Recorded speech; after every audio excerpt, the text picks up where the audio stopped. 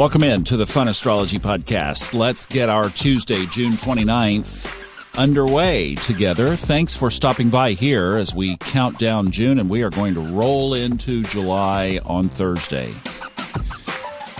Not a whole lot going on in the sky today, and I've got a great listener question, and we're going to have some fun with some new resources today about the moon, so we'll talk about that here in just a second. But there is one interesting aspect that I think is of note. It's a T-square, so that's where you have two planets opposite each other, and then the other one is at 90 degrees.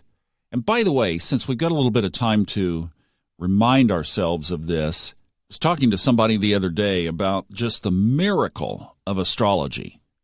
From this standpoint, the astrology that we follow, tropical Western zodiac astrology, is what's called geocentric, or in other words, the Earth is the center of the orbit, right? So that's why the sun shows up on our chart, because we follow it around the Earth. Now, we know in time and space that that's not the way it is, but from our perspective, that's the way the chart is, because we see it come up over here every day and we see it go down over there every day, and that's how we map it. It's orbiting, if you will, the Earth.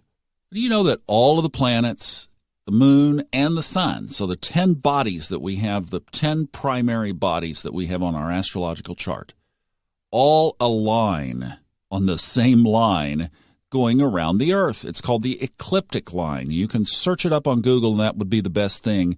I'll leave you there to do more research on the ecliptic. But that's the line that all the planets follow. So when we talk about opposition, we're talking about one planet that's, let's say, at 12 o'clock and another that's 6 o'clock in their position around the planet. When we say square, well, we've got one up at 12 o'clock and one over at 3 o'clock along that ecliptic line.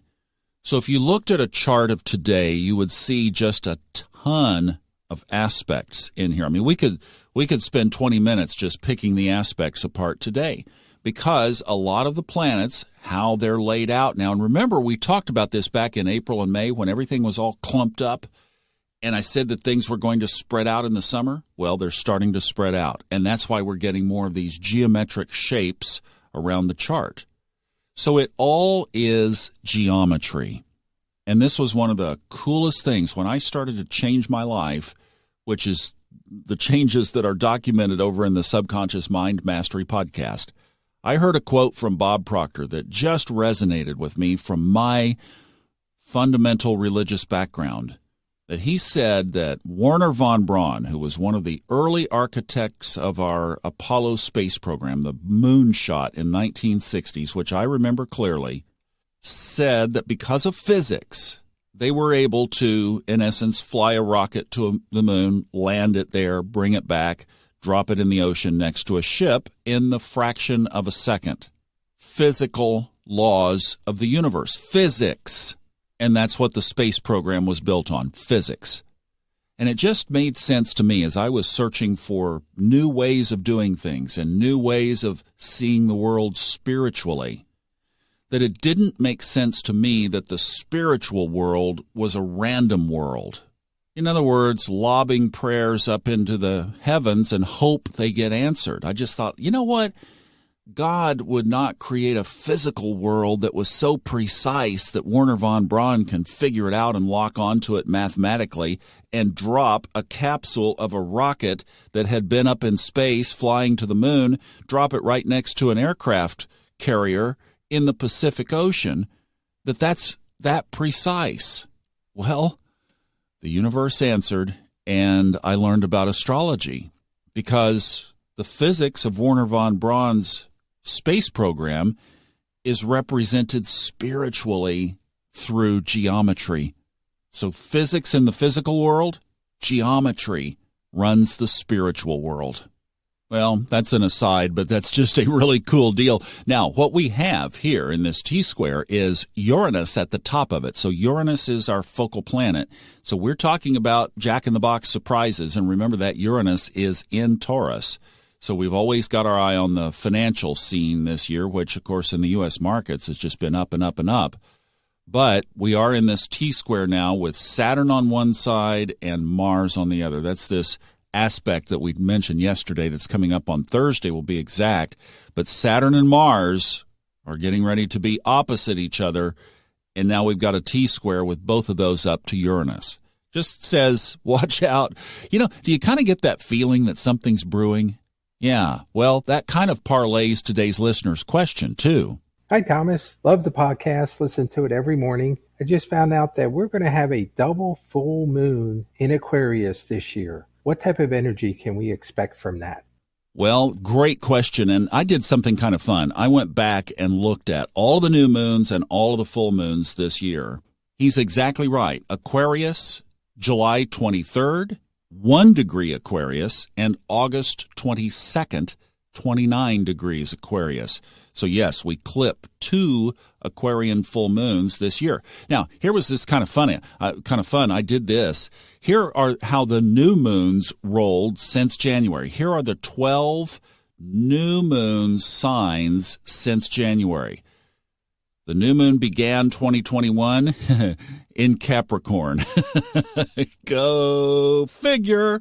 All right, so Capricorn, Aquarius, Pisces, Aries, zodiacal order here, right? Taurus, Gemini, one of the eclipses we just had, Cancer, Leo, Virgo, Libra, Scorpio, Sagittarius for our last eclipse. Those are the new moons of 2021. Here are the full moons. Leo, Virgo, Libra, Scorpio, Sagittarius, the eclipse we just had, Capricorn, the full moon we just had last week, Aquarius, Pisces, Aries, Taurus, eclipse, Gemini.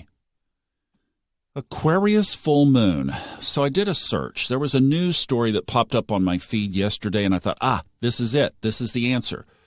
This past Saturday, the 26th of June, in London, Palestine, Paris, New York City, in 2 different locations, in India, near New Delhi, a big march, farmers upset about their future.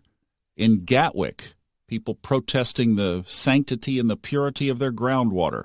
And in Peru, about elections. Those locations, just last Saturday, protests that I could find from a fairly quick news search of people advocating various causes. And we're not even there yet. So you can imagine what this is bringing in is this.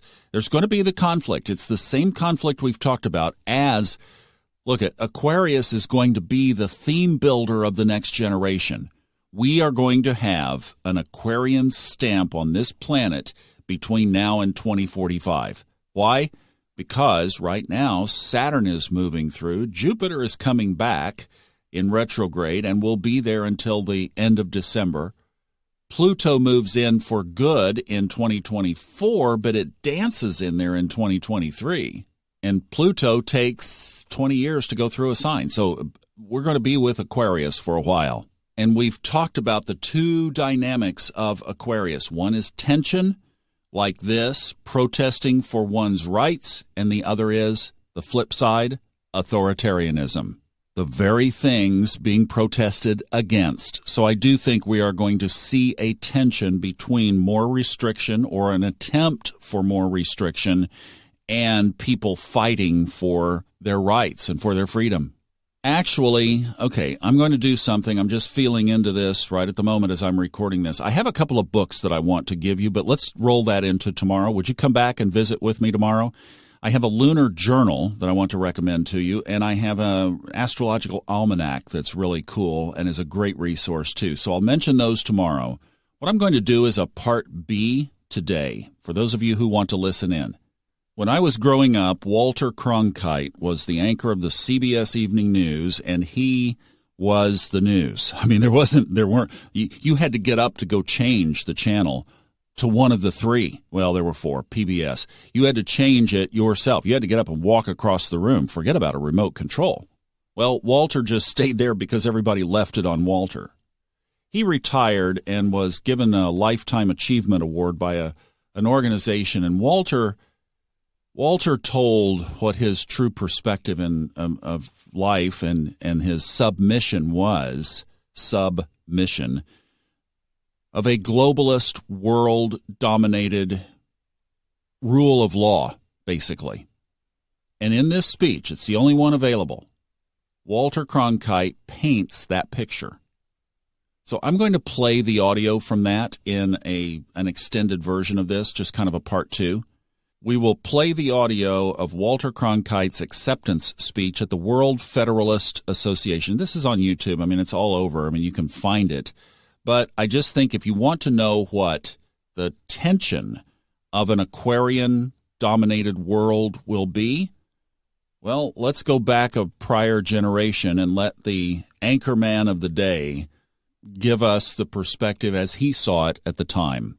It is very Aquarian double full moon oriented. You want an answer? I'm going to give you the answer, all right?